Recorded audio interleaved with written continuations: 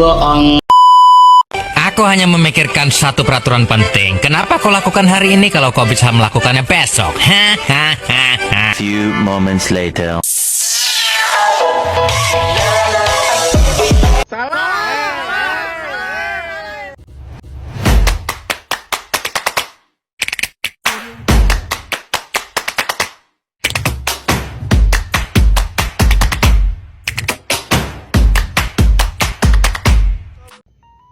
Halo guys, sekarang aku mau bikin video tutorial tentang accurate system. Nah, di sini aku bakal bagiin beberapa tutorial ya guys. Nah, stay tune. Nah, di sini bakal masukin aktiva tetap ya. Kita klik aset tetap. Nah, setelah diklik aset tetap, kita pilih kategori aset. Nah, setelah pilih kategori aset, nah di sini kita bisa contohnya masukin tanah. Nah, setelah itu jangan lupa untuk diklik save ya guys di samping sana. Setelah itu contoh kedua misalnya gedung. Nah, ini semua contoh ya guys. Nah, bisa dengan yang lain juga. Jangan lupa di save lagi. Nah, setelah itu ada juga peralatan. Aku bakal masukin peralatan. Nah, setelah diklik peralatan, nah jangan lupa diklik simpan lagi ya guys. Nah, udah kayak gitu, gimana caranya kita bakal lihat sudah terinput atau belum? Kita klik yang hijau 3 di sana guys. Nah, bisa dilihat sudah terinput semua ya guys, gedung, peralatan dan tanah. Nah, setelah itu kita masuk lagi ke aset tetap, klik aset tetap. Nah, di sini itu kita bakal masukin contoh barangnya, misalnya laptop. Aku bakal masukin laptop Asus. Nah, setelah si laptop Asus ini itu diketik, masukin tanggal belinya. Nah, aku masukin di sini tanggal 6 Februari ya guys. Aku masukin contohnya itu 6 Februari.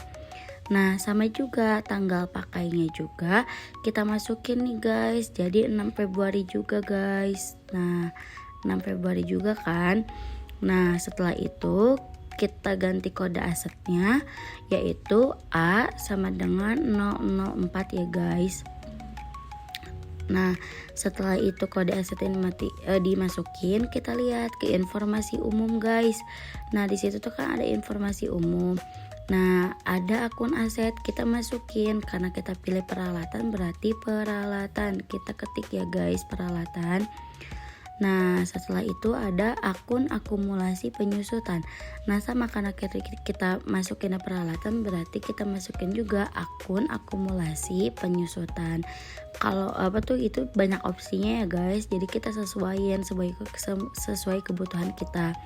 Bawahnya ada akun beban penyusutan, kita masukin lagi berarti beban penyusutan peralatan karena kita milihnya peralatan ya guys. Berarti kita masukinnya sesuai dengan kategori yaitu peralatan.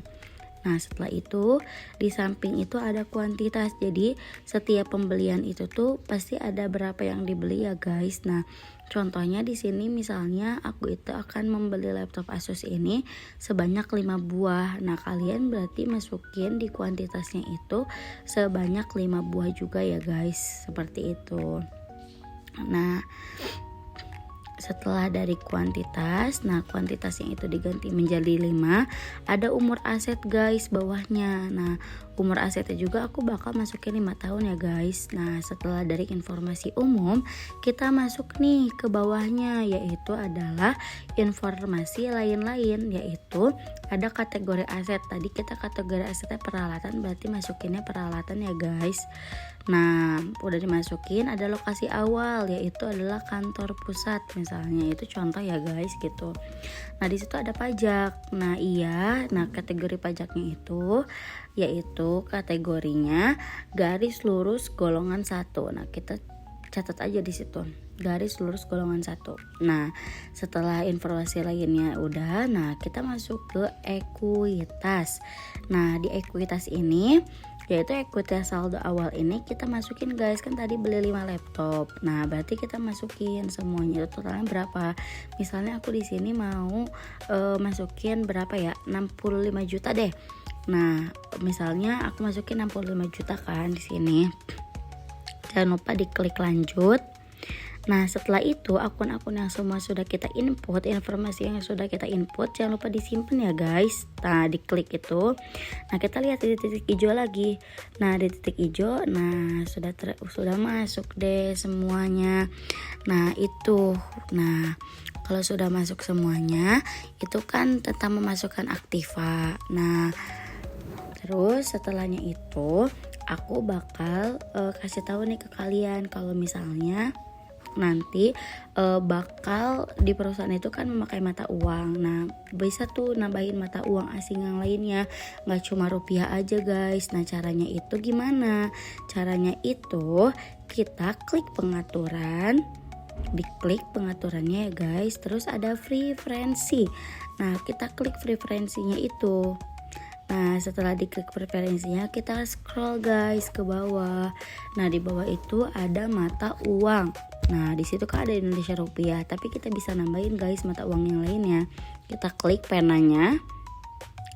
Nah, kita klik tombol hijau yang di atas itu.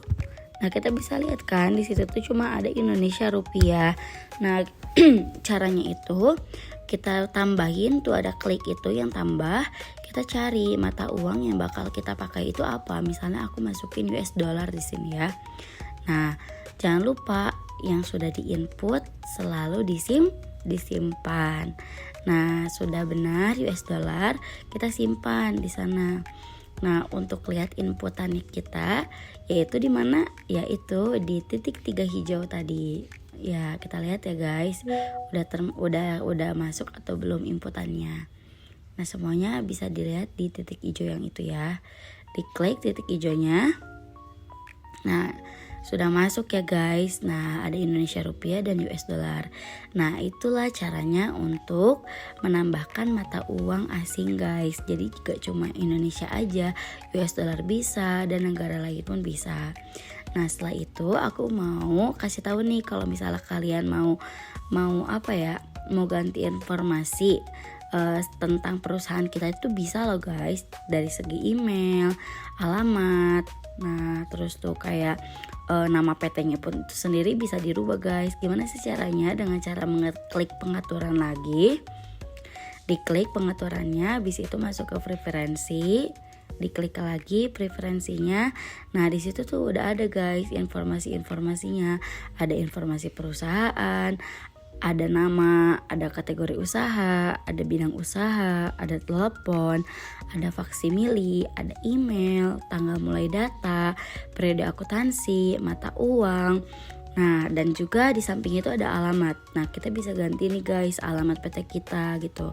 Jadi semua data ataupun informasi yang ada di perusahaan ini kalian bisa lihat di sini ya guys.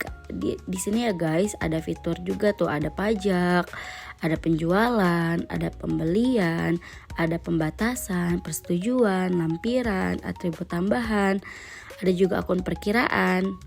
Nah, akun perkiraannya di sini tuh banyak ya guys. Nanti aku setelah ini bakal kasih tahu nih gimana caranya kita buat lihat akun-akun yang ada di perusahaan ini. Nah, kalau ini sampai sini aku baru ngasih tahu tentang informasi yang bisa dirubah ya guys dari perusahaan ini. Nah, seperti inilah bentukannya guys gitu. Nah, setelah ini aku bakal bahas tentang gimana caranya itu untuk mengetahui akun-akun yang ada di perusahaan kita ya guys. Nah, itu kita masuk ke buku besar, diklik buku besarnya, masuk ke akun perkiraan. Nah, setelah diklik akun perkiraannya itu, kita bakal lihat di yang tombol hijau yang 3 di atas itu guys tuh, tombol hijau. Nah, tombol hijaunya diklik. Untuk mengetahui diklik, nah nanti tuh semuanya bakal ada guys di sini. Semuanya bakal keluar ketika kita sudah mengklik tombol hijau itu. Tuh guys, banyak kan guys akun-akun yang ada di perusahaan kita ini sudah lengkap. Kalaupun ada yang kurang, kita bisa menambahkannya juga guys. Gimana Oke, caranya? setelah itu, Sama dengan kita mata mau uang bikin tadi. Nah, klik yang tambah namanya, biru yang di atas mau itu, mengganti lalu informasi-informasi masukkan yang apa ada di akun-akun yang ingin perusahaan. dimasukkan guys. Nah, Dan jangan lupa kalau misalnya disimpan untuk ya. mengganti informasi-informasi Baru data dari itu akan perusahaan terinput. kita bisa Gitu klik guys. lagi Nanti buat pengaturan, melihat habis itu kita datanya ke udah terinput atau preferensi, belum, dan setelah kita itu bisa lihat ada guys tuh di yang namanya tadi itu loh, di yang data-data titik 3 yang hijau itu. ada di perusahaan. Oke, Seperti kalian email, bisa baca ya di nama sini pun semua bisa diganti. akun-akunnya. Nah, Nah, sampingnya itu setelah ada ini alamat. Nah, aku misal bakal klik kasih alamat. tahu nih Nah, guys itu alamatnya bisa kita ganti caranya guys di situ. buat Dan informasi masuk ke persediaan lainnya, barang. seperti itu, Nah, guys. kita lihat ya, kita klik tuh barang dan jasa di situ. Nah, di persediaan barang ini kita itu bakal masukin informasi-informasi tentang penjualan guys. Nah, tuh penjualan pembelian. Nah, dengan rumus HPP sama dengan saldo awal ditambah pembelian selama periode dan dikurangi apa guys? Dikurangi apa? Nah, yaitu saldo akhir. Nah, di sini ya guys, semuanya bakal diinput di sini. Seperti itu. Mungkin sampai sini saja ya guys tutorial dari aku gitu. Semuanya sedikit sih yang aku bisa jelasin, tapi informasi yang terakhir itu tentang itu ya penjualan dan pembelian tentang barang dan jasa. Mungkin cukup sekian ya guys yang dapat aku sampaikan. Semoga bermanfaat buat kalian semua. Aku minta maaf kalau misalnya banyak perkataan yang salah. Bye bye guys, see you.